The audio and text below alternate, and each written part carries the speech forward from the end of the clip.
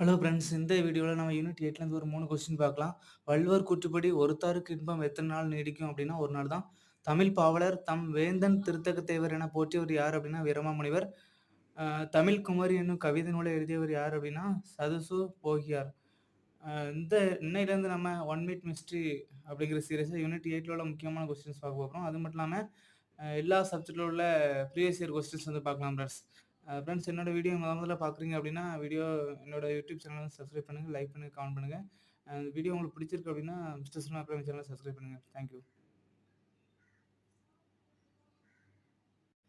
Hello friends, இந்த வீடியோவில் நம்ம யூனிட் 8லேருந்து ஒன் மினிட் மிஸ்ட்ரி அப்படிங்கிற சீரீஸ்லேருந்து யூனிட் 8லேருந்து ஒரு 3 கொஸ்டின்ஸ் வந்து பார்க்கலாம்.